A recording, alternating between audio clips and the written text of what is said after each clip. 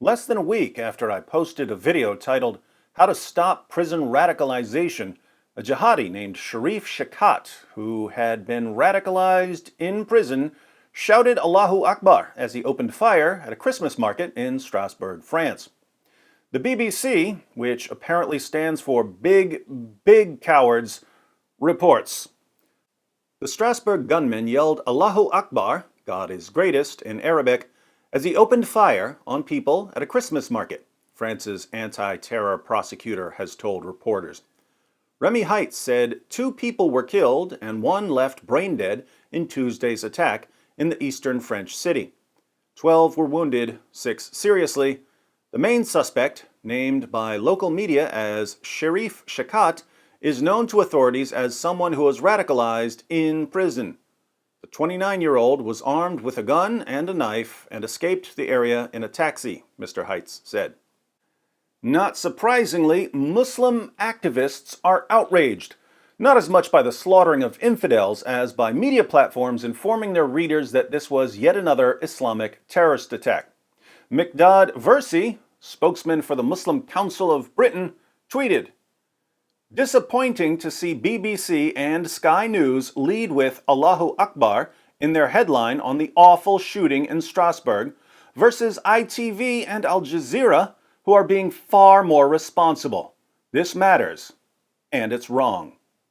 So, the Muslim Council of Britain condemns the BBC and Sky News for including Allahu Akbar in their headlines, but praises ITV and Al Jazeera for leaving Allahu Akbar out of their headlines. How should the media report a terrorist attack according to the Muslim Council of Britain? Let's look at the council-approved headlines. From Al Jazeera, we have Strasbourg shooting, French police hunt for gunman. Who shot people? A gunman. ITV's headline reads, Manhunt after at least 2 killed in Strasbourg Christmas market shooting. Who killed someone here? A man, maybe, since there's a manhunt. Other than that, the headline tells us absolutely nothing about the shooter. These kinds of headlines following an Islamic terrorist attack by a jihadi screaming Allahu Akbar will earn you the praise of Muslim organizations. What kinds of headlines will earn you the scorn and contempt of Muslim organizations? The BBC initially titled its article, French gunman shouted Allahu Akbar as he attacked. Sky News originally used the headline, Strasbourg Christmas market terror attacker shouted Allahu Akbar. Notice, reading these headlines instantly lets us know some very important facts about the shooter. He was a Muslim, he was doing this in the name of Allah, he likely targeted a Christmas market because of its association with Christianity, and so on. The Muslim Council of Britain knows that most people only read the headlines, not the full articles, so their spokesman doesn't want this relevant information included in the headlines. He therefore applies a low-level form of behavior control. Shower praise on people who do what you want, heap abuse on people who don't do what you want. If the people you're praising and condemning are pathetic enough, you can control their future behavior. Versi went on to apply even more pressure by linking the BBC and Sky News to American counter-jihadist Robert Spencer. After condemning the BBC and Sky News for including Allahu Akbar in their headlines, Versi tweets, worth noting that one of the most prolific anti-Muslim figures in the United States, who was banned from coming to the UK, Robert Spencer, seems to have used similar wording in his headline. I wonder why.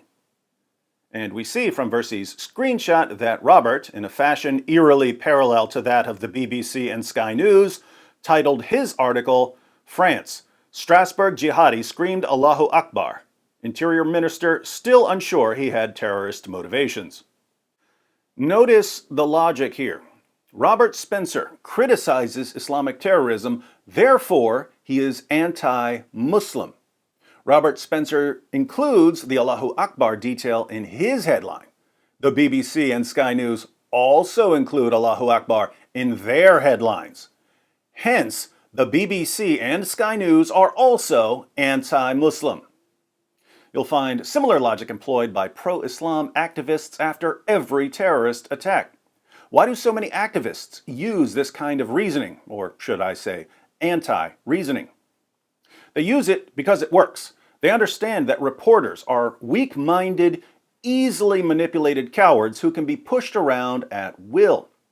If you'd like proof, after Versi's tweets condemning the BBC and Sky News for including Allahu Akbar in their headlines and lumping these organizations together with Robert Spencer, the BBC changed its headline from "French gunman shouted Allahu Akbar as he attacked" to "Strasbourg shooting. Police appeal to find Sharif Shakat."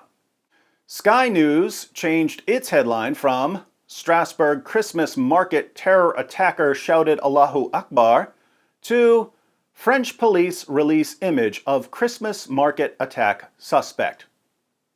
As you can see, the Muslim Council of Britain has the British media on a very short leash.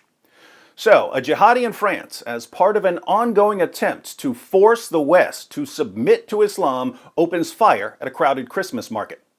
His co-religionists in Great Britain, as part of an ongoing attempt to force the West to submit to Islam, tell British journalists how they're allowed and how they're not allowed to report the news. And British journalists submit, like they always do. I'm sure that when they saw how the BBC and Sky News yet again bowed before the authority of an illiterate 7th century caravan trader, the Muslim Council of Britain began shouting, "Allahu Akbar." Behind closed doors, of course. And British journalists are still confused about why British newspapers are the least trusted newspapers in Europe. One of life's great mysteries.